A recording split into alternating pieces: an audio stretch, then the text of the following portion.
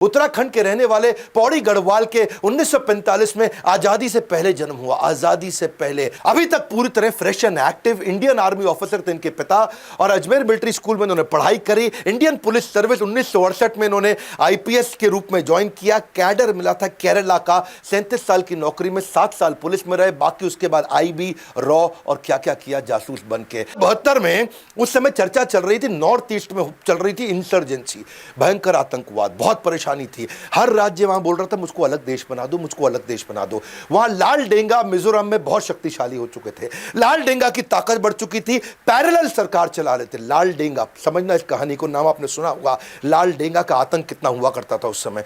North east में मिजोरम इतना शोर हो गया कि दिल्ली में लोग घबराए थे और तभी पूछा, वहां पे एक आईबी ऑफिस में मीटिंग बुलाई गई, कौन जाएगा देखने के लिए।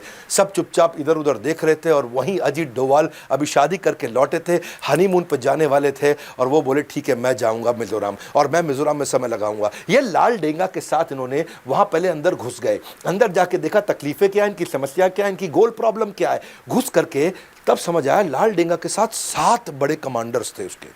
उसके 7 जबरदस्त कमांडर थे जो सारा गेम चला रहे थे।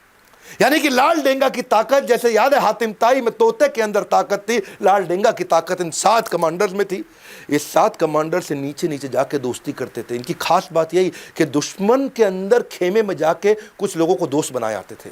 अच्छा, दोस्ती इतनी कर ली कि रोज शाम को उनके एक कमांडर को घर बुलाते और बढ़िया साथ में बैठ के दारू भी पीते, खूब ड्रिंक करते, उनके साथ बढ़िया नॉनवेज उनकी वाइफ खुद बना के खिलाती और इतनी दोस्ती कर ली और उनको समझाना शुरू कर दिया। सारी इंफॉर्मेशन ले ली कि क्या है ये माल्फ। मिजोरम आर्मी लेफ्ट फ्रंट पर कौन है अजीत डोभाल, जो हर बाल की निकाल दे खाल, वो है अजीत डोभाल। इतना अंदर चले गए कि जा करके उनसे समझाना शुरू किया, एक एक करके दोस्ती करी।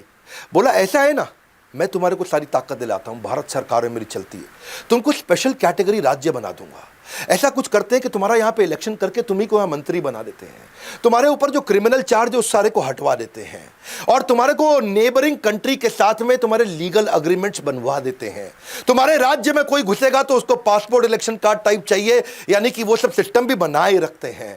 उन्होंने उनको इतना विश्वास दिलाया कि तुम्हें जो जो चाहिए मैं सब दिलाऊंगा और कोई धन की कमी है तो वो भी दिलाऊंगा, स्पेशल स्टेट होने पर जो पैसा नहीं चाहिए वो भी दिलाऊंगा। और एक एक करके इन्होंने 7 में से 5 आदमी अपने साथ, क्षमा चाहता हूं 6 आदमी अपने साथ कर लिए। लाल डेंगा पड़ गया कमजोर। अब लाल डेंगा की चली नहीं और वहां पॉलिटिकल पार्टी बनाने के लिए उन्होंने बोला, लाल डेंगा अब तू आजा मेरे पास। बाद में लाल डेंगा को लेकर के आए, उसको अकेले में समझाया और देखा कि 6 आदमी उसके अगेंस्ट हो गए और लाल डेंगा के साथ अब नेगोशिएशन किया।